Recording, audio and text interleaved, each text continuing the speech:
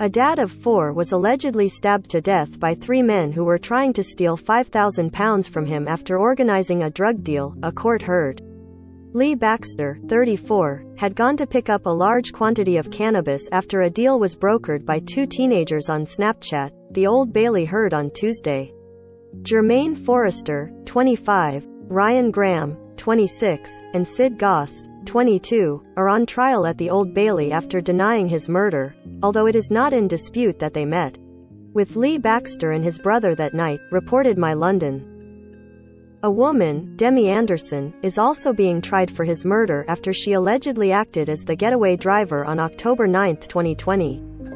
The court heard that Mr. Baxter was a regular cannabis user and 2 teenagers organized the meetup between him and the 3 men to buy the drug, after it was posted in Snapchat. Jermaine Forrester, 25, Ryan Graham, 26, and Sid Goss, 22, are on trial at the Old Bailey, Image, PA. One of the teenagers recommended Ryan Graham, a known supplier in Ilford, and he was told that Mr. Baxter wanted £5,000 worth of drugs. There was no mention in court of the teenagers being otherwise involved in the plot. On the evening of October 9, Lee and his brother Carl Baxter traveled to a meeting spot opposite Leysbrook Park. CCTV footage shows that at 9:11 p.m., the trio exited Anderson's Nissan Juke in Leyswood Drive, while she remained inside with the engine running. The Baxter brothers are caught on CCTV arriving in their Ford car and later seen talking with the 3 defendants on the pavement. Prosecutor Nicholas Corsellis QC told jurors, the 4 defendants were all at the scene, seemingly in order to conduct the drugs deal, but in reality, prepared to commit a robbery. During his subsequent police interview, Carl Baxter recalled that the 3 men had met with them before getting into the Ford and directing them to drive around the corner. The dealers asked for the money first, but the Baxters refused this, saying that they wanted to see the cannabis.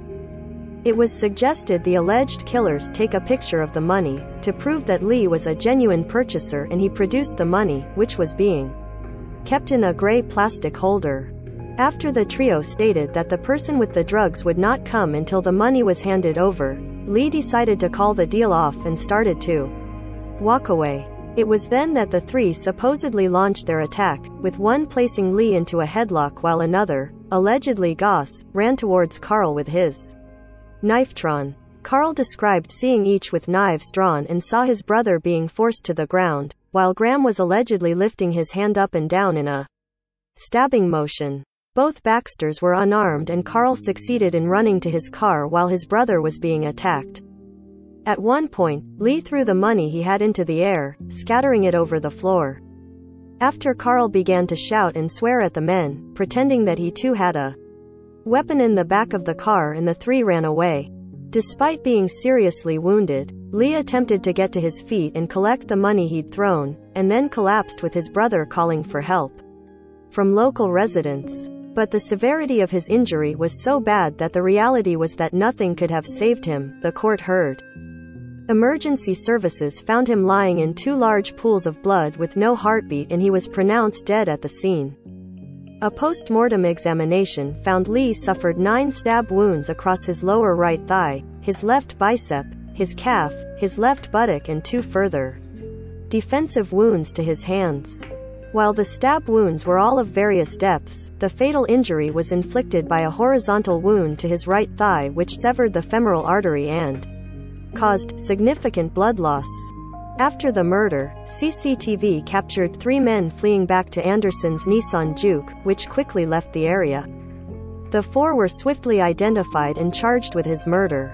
During police searches of their property, officers found 2 knives at the shared home of Forrester and Goss, including one by the sink which was found next to a bottle of antibacterial wash. Clothing was also recovered from the washing machine, including blood-stained gray jogging bottoms and a white Primark t-shirt, which the prosecution say is evidence that they had been involved in a violent incident. DNA swabs taken from blood inside the Nissan Juke also matched Lee's when analyzed by forensic. When interviewed by the police, all 3 men made no comment, while Anderson gave a prepared statement in her second interview. Mr. Corsellis summarized, In that statement, she claimed that she had been made redundant and had been offered money by an acquaintance who she did not name, to drive him around on various errands. She claimed that the errands were not criminal in nature. Forrester, Goss, Graham and Anderson, all from Ilford, have denied murder and the trial continues.